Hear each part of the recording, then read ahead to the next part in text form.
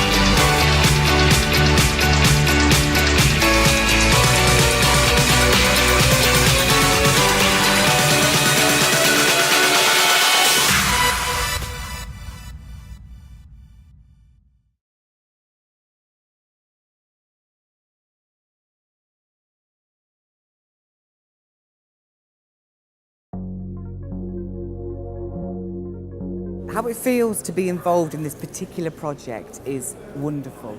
I feel elated. Honestly, no, I really do, honestly. It's that local community and having that queer culture in Birmingham, which I relate to so much. I love it. You know, queerness in the West Midlands has always been here, and just to see it at the forefront of this wonderful venue, I think it's absolutely fantastic.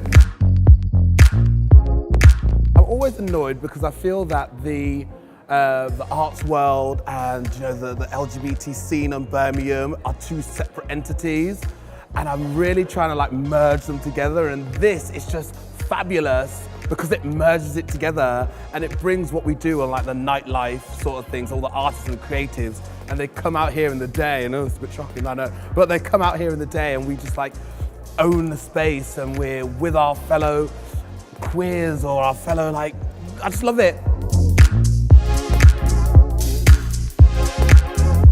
The stereotypes of femininity is pink and fluffy and princesses, and then I think you can go too far and shame, young girls or young boys if they want to play with that. But that's fine. There's nothing wrong with it. Any child should be able to play with anything, like princess dolls. I want to flip that and say your femininity is beautiful, and I'm here supporting it.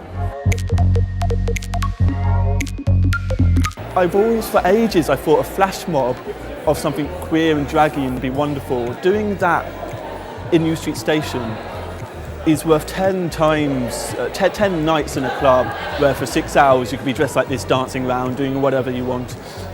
Because it introduces a couple of people to the idea of queer not being gay, queer being anything along the sexual and gender spectrums of alternative.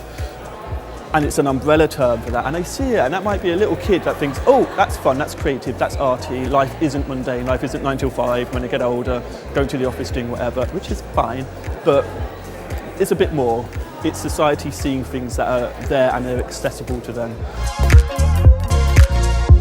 And this entire show is about, pain and pleasure and life and just what it is to be a queer person, and I think it's really, really crucial, and I'm really, really proud to be a part of it.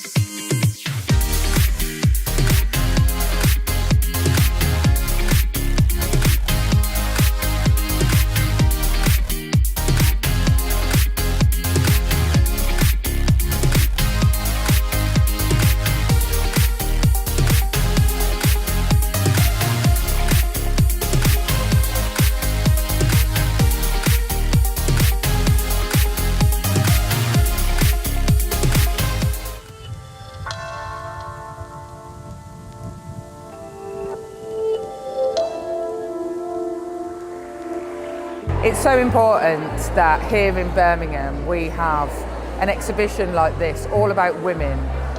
For too long, women have been hidden away in our history, our political history, our art history, and there are often more naked women on show in an art gallery than there are art by women. And so for Birmingham to put this on, so that the young girls in Birmingham can walk around this exhibition and know that they have a place in the world and that they are powerful, is incredibly important. Never mind waiting another 100 years for things to change so that our daughters have equality with our sons. I want to see change now. I was elected because I wanted change now, not because I wanted change in 20 years, 30 years, 100 years. We cannot wait. Why should we wait? We need to make things safer, fairer, more equitable for women now.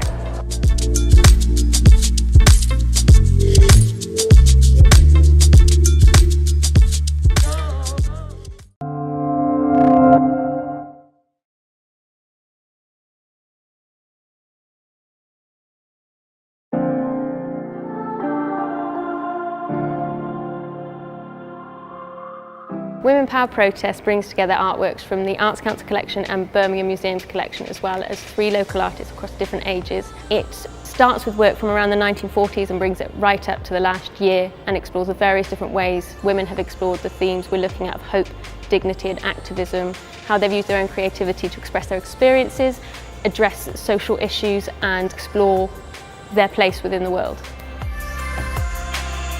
When we were building this exhibition, one of the key questions was, how do we as an institution understand the language that we're using? How do we do it responsibly? How do we do it ethically? One of the first people that I reached out to was staff at Shelter, and I said that we are 10 minutes walk from your central location. I know about all the amazing work that you do.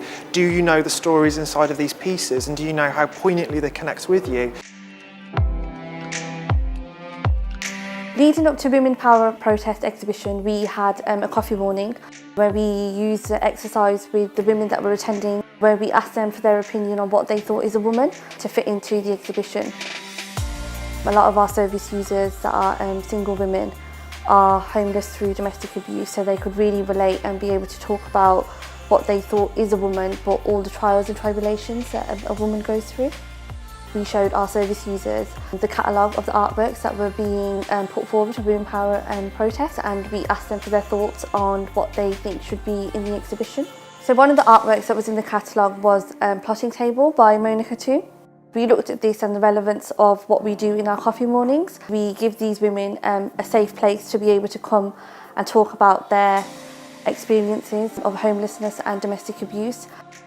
One of the key themes in Monica Toon's work is grids and maps, and she's interested in these structures and how we as people put them together and create these falsified rules really of what divides us and what unites us.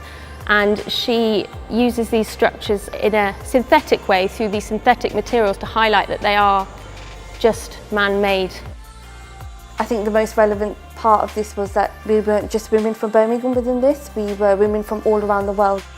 There's a lot of empowerment that goes on with these sessions because we've got different clients that are at a different stage of their recovery where they're able to give other service users a comforting word or a comforting shoulder to lean on. It was really beautiful to build that sense of trust to allow us into safe spaces where we could really explore these ideas and take these pieces to new audiences. This exhibition is really close to my heart. Having been homeless through domestic abuse myself, it's given me a voice too. Seeing some of the artwork has touched upon what I've been through in the past. It's been quite a healing process for myself. Fabia's story is incredibly powerful and poignant about her journey in terms of homelessness, but also her journey in terms of accessing cultural institutions like ours for the first time. From that, we've worked with Shelter for over a year. It really opens the doors. Just finding one key ambassador through the collection can really enrich the lives of others. Seeing it in the flesh, it represents us, our journey, light at the end of the tunnel for myself and our service users, and it's actually quite a profound moment.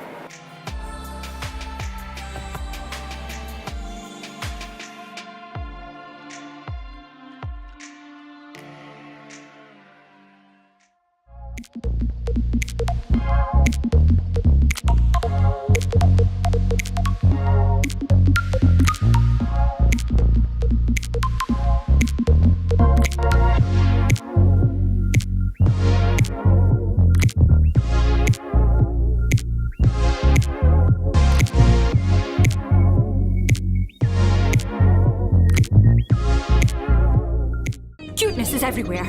On search engine homepages, on planes, trains, buses, in newspapers, on the street, in your house, on TV.